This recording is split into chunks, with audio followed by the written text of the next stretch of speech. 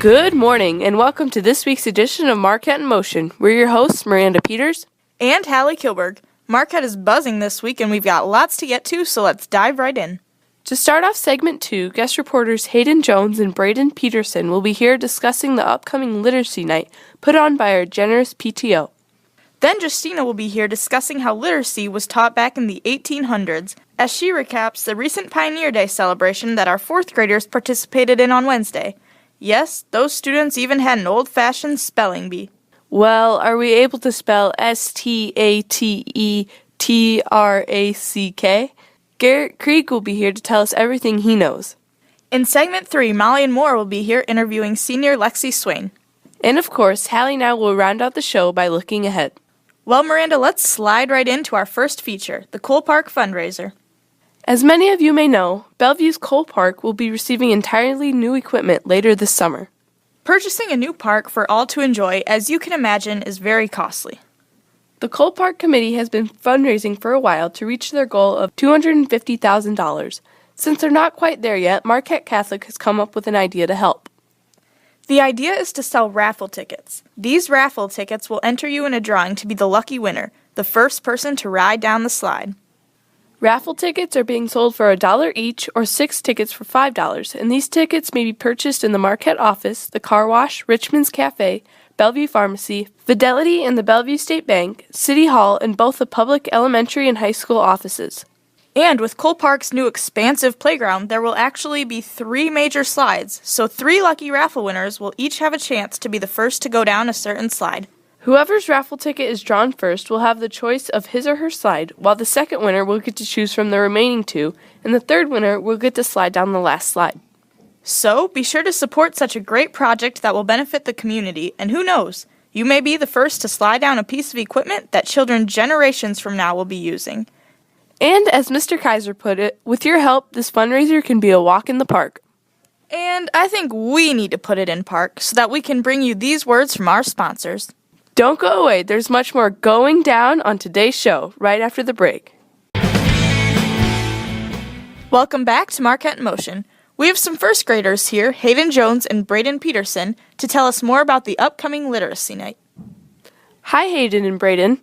Hayden, I know your mom is the president of the PTO, and Braden, your mom is on the PTO and spearheading the upcoming Literacy Night event. So I was wondering if you could tell us each a little bit about what Literacy Night is. Families get together and play games, read books and stories, and they have a meal. Can you tell us the day and time that Literacy Night will be held?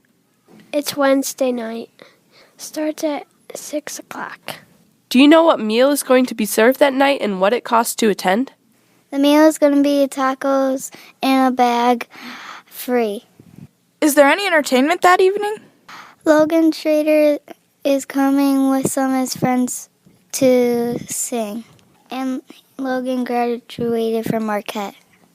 How does the evening typically end? At the end, they get to get books and keep them. Well, thank you so much to first graders Hayden and Braden for joining us today. I'm sure our daycare, preschool, elementary, and middle school students and their families cannot wait to attend this free event.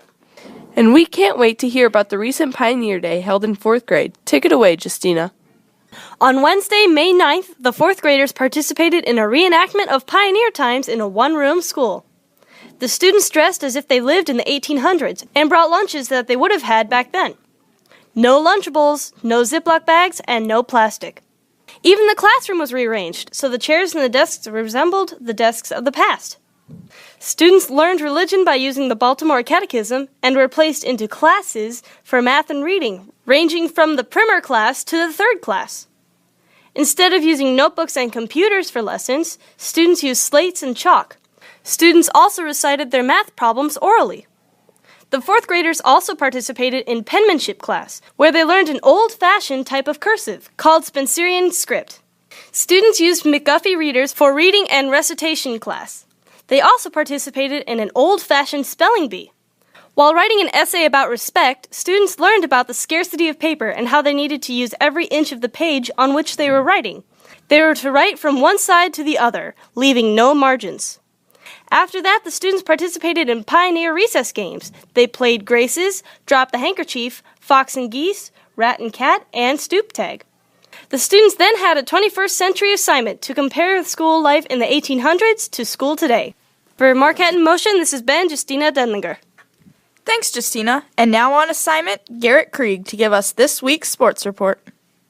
Thanks, girls. The track team started out the week traveling to Central City Monday, May 7th for their conference meet. Here, Jeb Schwager took home a 5th place in the 2-mile.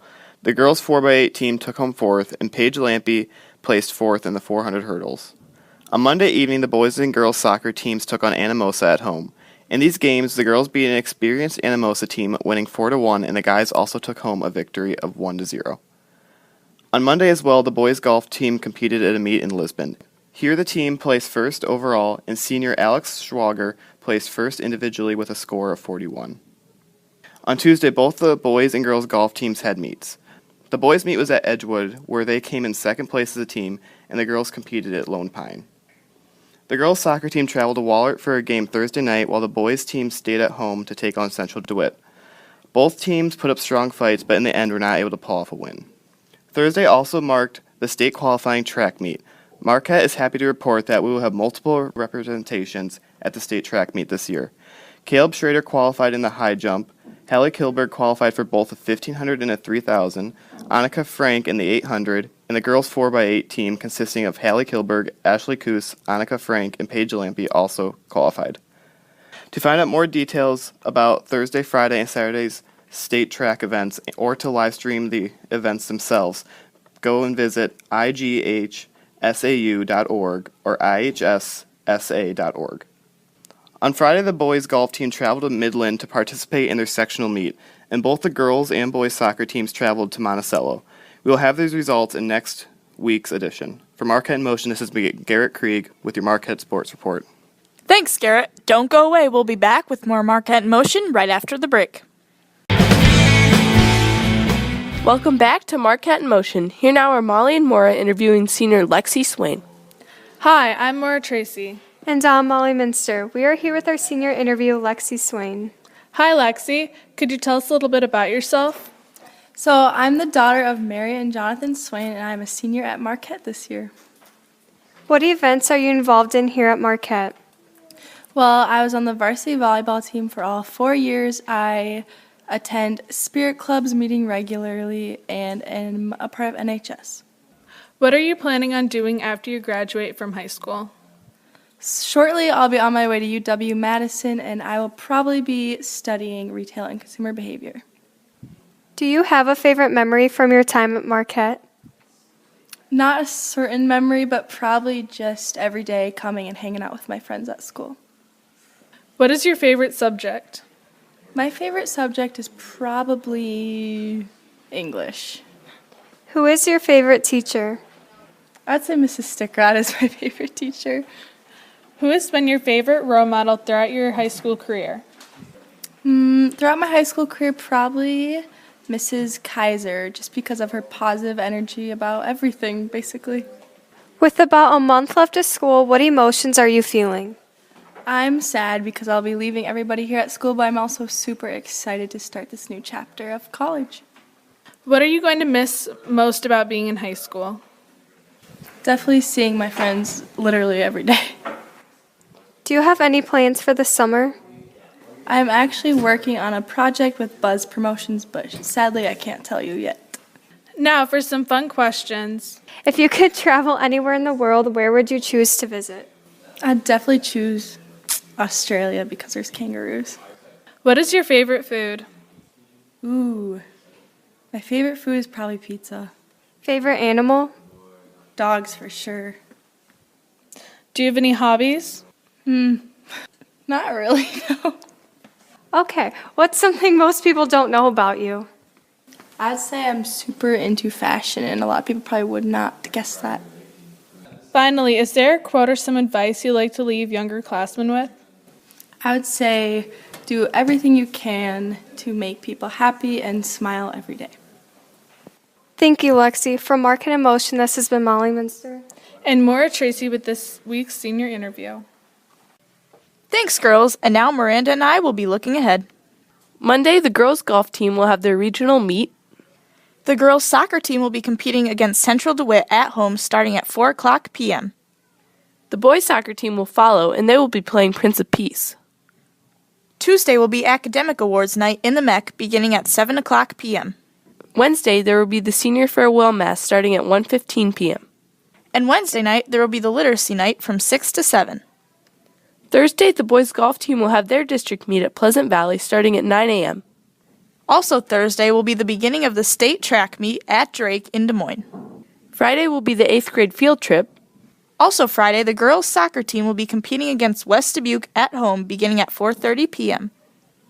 And next Saturday, the senior class will be departing on their senior trip to Washington, D.C. And before we go, there is a very important event happening tomorrow. Don't forget to give your mother a call, card, or big thank you tomorrow because it's Mother's Day. And Hallie and I would like to give you, our listeners, a big thank you for spending some time with us this Saturday morning. For Marquette in Motion, this has been Miranda Peters. And Hallie Kilberg. And remember, stay informed, stay involved, stay in motion.